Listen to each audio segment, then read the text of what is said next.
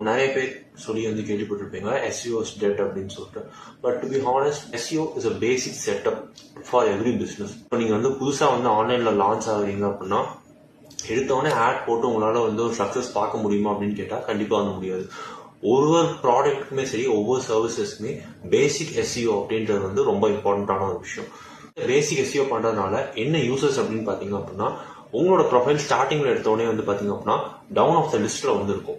So ஒரு கேட்டகரிக்குமே வந்து பாத்தீங்க அப்படின்னா மினிமம் 10 to 100 பிசினஸ் கண்டிப்பா வந்து இருக்கும். ஓகேவா? ஸோ அந்த பிசினஸ்ல நீங்க இப்பதான் புதுசா என்டர் ஆகுறீங்க அப்படின்னா கண்டிப்பா உங்களோட லிஸ்டிங் வந்து பாத்தீங்க அப்படின்னா டவுன்ல தான் இருக்கும். ஓகேவா?